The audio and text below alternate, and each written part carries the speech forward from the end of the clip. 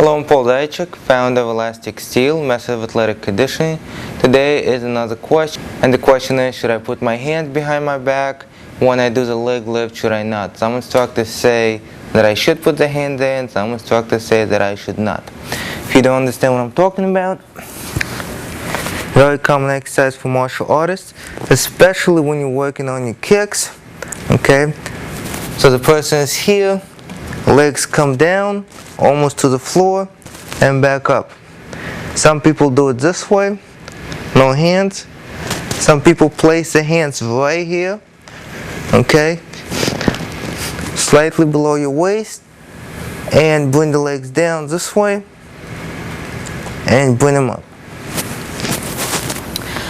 So the question is, should you do it, should you not do it? Why do some instructors say to do it? Why do some instructors say not to?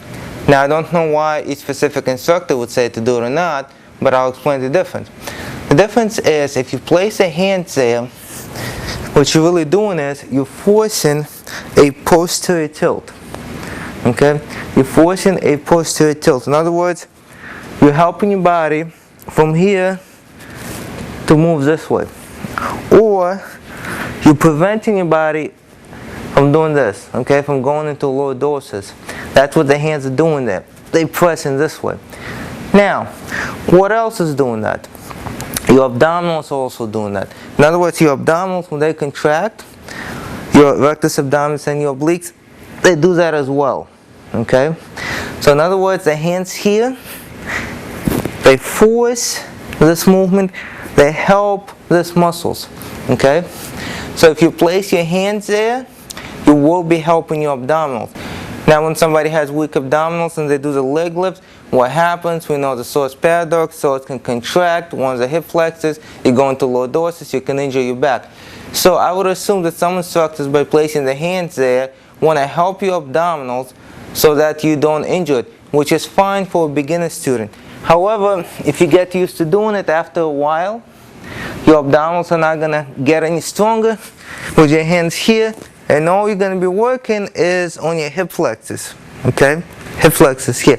Your abdominals will still work a little bit, but they're not going to work a lot.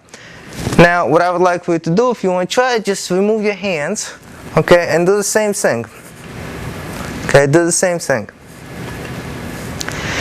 And you will see that once your hands are removed, your abdominals are working more. So my advice is, if you're a beginner student, you can place your hands there. Better yet, I made a video previously where I explained how to do this exercise correctly. Okay, I'm quickly going to go over it here, but you can look at the full link. So we'll do one leg at a time to strengthen the hip flexors first. We can do the crunches, reverse crunches to strengthen the abdominals. After that, we will only come down to the point where we don't feel the back is lifting. We will come back up, you get stronger, a little bit lower, okay, back up, a few weeks, a few workouts later, a little bit lower, back up, okay, and then all the way down. If you do it that way, you have no needs to place the hands there. However, if you're an instructor and you tell your students go all the way down to the floor and back up, or if you're a student and your instructor say to do it, and you have to do it and you feel every time your leg comes down this is happening and your abdominals are not strong enough to control that, yeah, you can place your hands there to begin with. Now, if you look at ElasticSteel Kick Mastery System Level 1, you'll see that there are better exercises specifically for kicking for the abdominals that don't just train the front of the body, they train the whole 360 degrees. Because remember, when we kick, we move, there's different contractions all over. And Level 1 actually prepares the body specifically for that when you kick. However, if you do general workout, this is the way to go. Start higher, come down a little bit lower, condition your hip flexors first, condition your abdominals first.